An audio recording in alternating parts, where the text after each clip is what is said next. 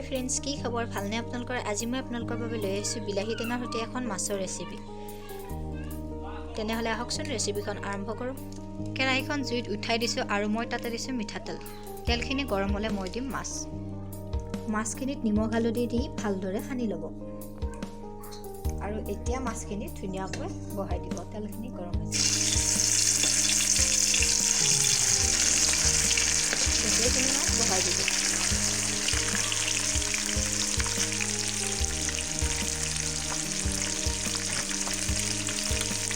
আৰু কিছু সময়ৰ পাছত মাছখিনি যেতিয়া হ'ব তেতিয়া ওলটাই দিব।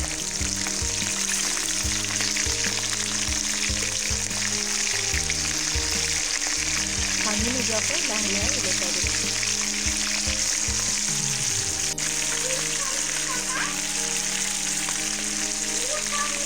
আৰু গোটেইখিনি মাছ এনেকৈ ওলটাই দিব।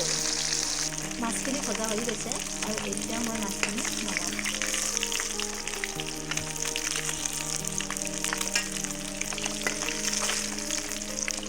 গোটেইখিনি মাছ নমাই ল'ব। এইখিনি বস্তু মই একেলগে বটি ল'ম। পিঁয়াজ এটা কুটি লৈছোঁ, আদা এক টুকুৰ, নেহৰু অলপ আৰু জলকীয়া দুটা। এইখিনি একেলগে বটি ল'ম। বিলাহীখিনি এনেদৰে কাটি লৈছোঁ আৰু বিলাহীখিনিৰ লগত দিছোঁ মই এটা আলু। মছলাখিনি একদম মিহি নকৰিব, ঠিক এনেকুৱা ধৰণে ৰাখিব। কেৰাহীখনত মাছৰ তেল আছে আৰু এতিয়া মই ইয়াত দিম বটি লোৱা মছলাখিনি। আৰু ভালদৰে লৰাই দিব।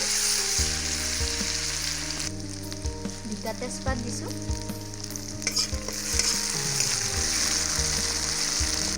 আৰু এতিয়া মই ইয়াত দিম কাটি থোৱা বিলাহী আৰু আলুখিনি। ভালদৰে লৰাই দিব। এনেদৰে আপুনি 2 মিনিটমান সময় ধুনীয়াকৈ ভাজি ল'ব।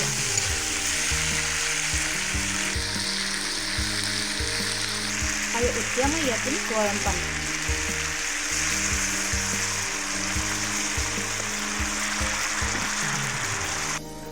বিলাহী আঞ্জাখিনি তেতিয়ালৈ উতলাব যেতিয়ালৈ আলুখিনি ভাঙি নাযায়। আলুখিনি যেতিয়া সম্পূৰ্ণৰূপে সিজি যাব আপুনি তেতিয়া মাছখিনি দি দিব। আৰু আলুখিনি সিজি যাবৰ বাবে ঢাকনিখন মাৰি দিয়ক। আলুখিনি বৰ ধুনীয়াকৈ সিজি গৈছে। এতিয়া মই ইয়াত দিম মাছ।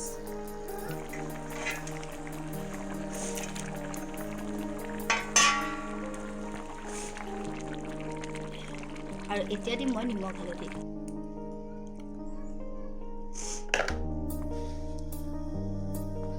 নিমখ আৰু হালধিটো একদম কমকৈ দিব, কাৰণ আমি মাছ ভাজোঁতে নিমখ আৰু হালধি দিওঁৱেই। ঢাকনিখন মাৰি আকৌ কিছু সময়ৰ সৈতে মাছৰ ৰেচিপি তৈয়াৰ। এতিয়া মই আঞ্জাখন নমাম।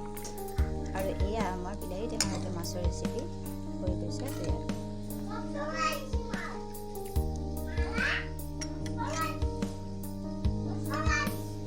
খাবলৈ বৰ সোৱাদযুক্ত হয়। আপোনালোকে এবাৰ নিশ্চয় বনাই চাব।